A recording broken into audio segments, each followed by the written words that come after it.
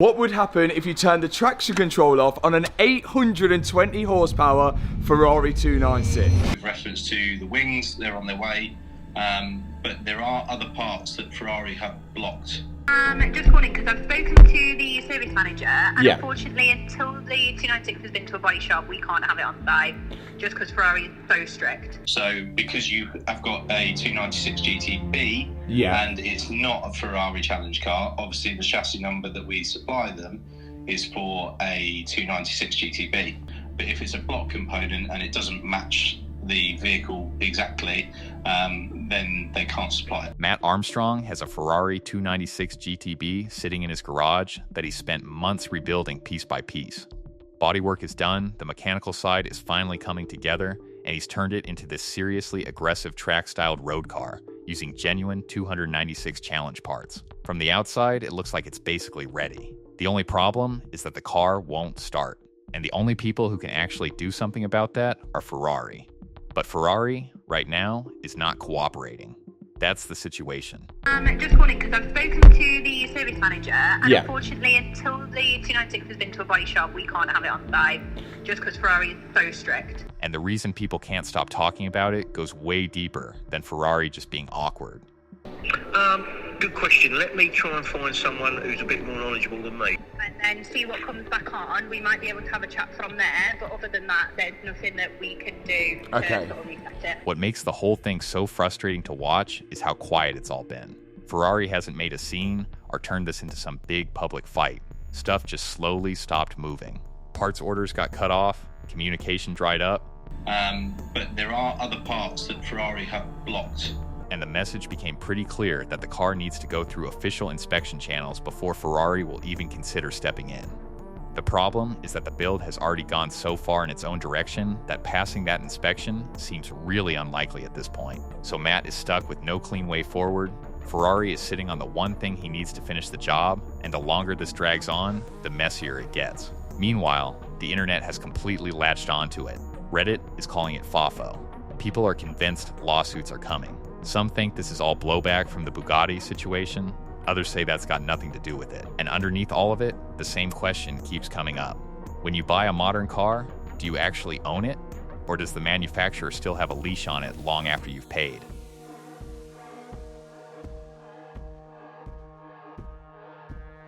So, the car Mat bought was already in rough shape when he got it, and it came with a problem from the very start. It wouldn't start. The dash was showing a hybrid system failure warning telling him to go to a dealer, which pretty much set the tone for everything that followed. The car was literally pointing him toward Ferrari's official network before he'd even begun. It gets more interesting when you look at where the car came from. It had already been in Cyprus, already been looked at by a Ferrari dealer over there, and by multiple accounts, the situation was described as seriously expensive and unusually bad. So this wasn't just a lightly damaged car that needed some panel sorting. From the outside, it's easy to write this off as just a YouTuber buying a wrecked Ferrari, but that framing misses why this particular story blew up the way it did. Mat isn't some unknown builder working out of a small garage. He has millions of subscribers and has taken on serious Ferrari projects before, which means anything he documents stops being a private headache and becomes a very public, very watched situation in real time. For a brand like Ferrari, that changes everything. And then the project itself stopped being a straightforward rebuild. Somewhere in the middle of it, Mat decided he wanted to go further and transform the car into a track-styled road car by ordering genuine 296 challenge parts, the kind tied to Ferrari's own racing ecosystem. That's the moment this stopped being fix a wrecked car and became build something Ferrari never actually sold you. So the conflict didn't start because Ferrari decided to come after Mat. It started because Mat was rebuilding a car that kept needing Ferrari, and then pushed it into territory that Ferrari never intended for the road.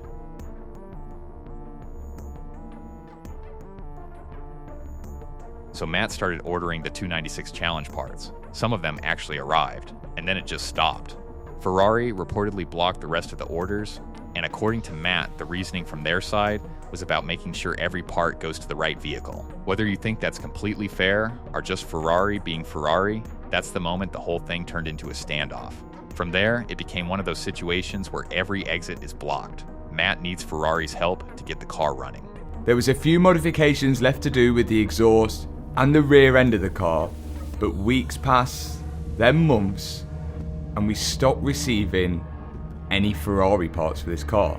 Ferrari is saying the car needs to come through official inspection channels before they'll do anything. Yeah, it's got to go to a Ferrari-approved body shop just to make sure that everything that has been replaced, sort of cosmetic stuff that you've done on the car, Yeah. they will then write something up, say it's all legit, it's Ferrari-approved, and then we can get it in on site just to see. Okay. But the car has been fitted with a race kit, and the rebuild was never done using Ferrari's approved repair procedures, so it's probably not passing that inspection.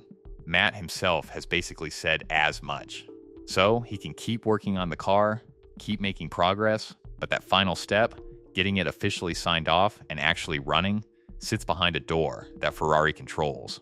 And the further the build moves away from a standard road car, the less likely it is that Ferrari would even want to be seen helping with it.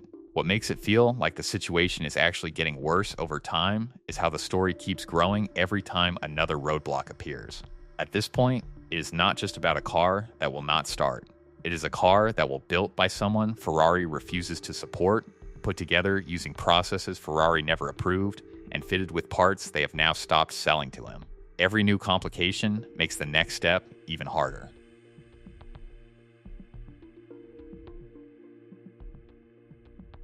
That's actually a big part of why this keeps escalating. Because the people following along aren't just passive viewers anymore, they're actively shaping how the story gets told. Over on the Mat Armstrong subreddit, the general vibe in the most recent threads is basically that this was always going to happen. One post claiming Ferrari stopped selling parts for some unspecified reason got a reply that just said FAFO, which, if you don't know the acronym, means you messed around, and now you're finding out. That one reply kind of sums up how a big chunk of the audience feels about the whole thing. But it's not that simple, because the comments are split down the middle on why this is actually happening. One side thinks it's personal, that Ferrari is reacting to Mat specifically because of his history with manufacturers, particularly the Bugatti situation. The other side thinks that's reading too much into it, and that this is purely about the car turning into something Ferrari never intended to exist. You can find both arguments going back and forth in the same threads, neither side convincing the other. Beyond that split, there's just a general mix of reactions that's pretty entertaining on its own. Some people are genuinely in awe of the build. Others are laughing at how the wing looks. The overall tone isn't really anger or blind loyalty. It's more like watching someone you know do something completely unhinged and arguing with your mates about whether they're a genius or an idiot. Then there's a whole other group who aren't really bothered about Mat personally, but see this as proof of something bigger. Some are pointing to Ferrari's entire brand being built on exclusivity and saying blocking parts is completely on brand for them. Others are connecting it directly to the right to repair conversation. So even people who have no strong opinion on Mat are finding a reason to care about this story. So what we can say is, the mood right now isn't one clean verdict. It's excitement, skepticism, frustration, and this underlying feeling that what's happening to Mat is just an early look at what modern car ownership is going to feel like for everyone.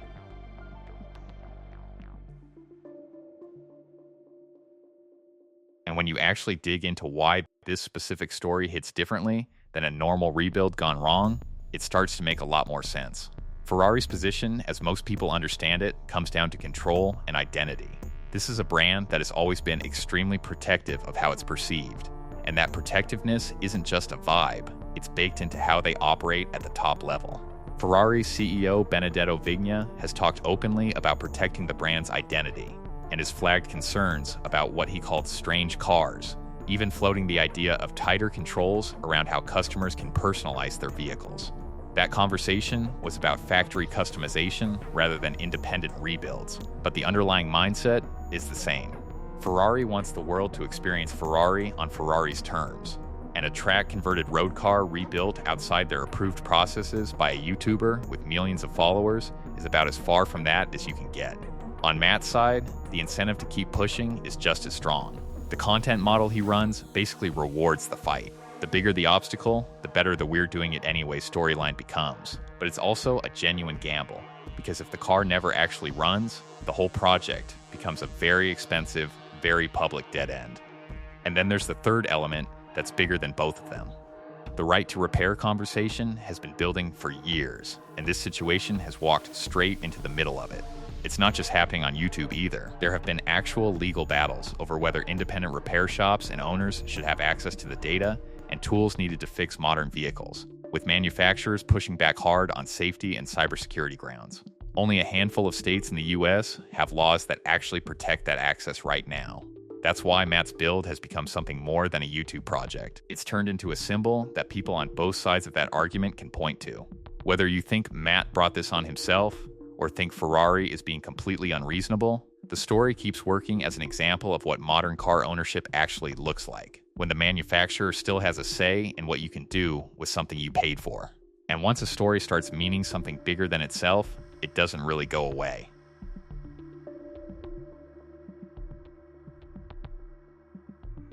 So, where does this actually go from here? There are really two things to watch: what happens to the car and what happens to the story around it. On the practical side, the best case for Matt is probably finding some way back into Ferrari's official process, getting the car inspected and signed off through the channels Ferrari keeps pointing him toward. The issue is that the build has moved so far in its own direction, with the race kit and everything done outside of Ferrari's approved procedures, that the very things that made this project worth following could be the exact reasons that the door stays shut. It's not impossible, but it's genuinely complicated. If that door stays closed, the other path is just keep going. Keep troubleshooting, keep finding parts through whatever channels are still available, and grind it out until the car either comes to life or hits a wall that's too expensive to climb over. The way some people covering this have framed it is that the key to the whole thing is access to the electronics, and Matt is basically playing chicken with that reality, trying anyway because stopping is the only guaranteed way it doesn't work out. But even if Matt gets the car running tomorrow, the story doesn't just end there. The audience has already built something bigger around it. People keep connecting it to other manufacturer clashes, even when others insist that's forcing a pattern that isn't there. That argument isn't going anywhere, because it's not based on one specific fact, it's based on a pattern people feel like they keep seeing. Big brand protects its system, independent builder pushes back, everyone picks a side. And quietly, sitting underneath all of it, is a question about how manufacturers decide to handle situations like this when they play out in public. Whatever Ferrari does next, whether they stay silent, find some middle ground, or tighten things up even further, other companies are going to be watching and taking notes. That's the part that actually matters beyond this one car and this one builder. Because once a story like this gets enough attention, it starts shaping what people expect ownership to mean. And those expectations don't reset just because one rebuild gets finished. Tuna, no crust, signing off.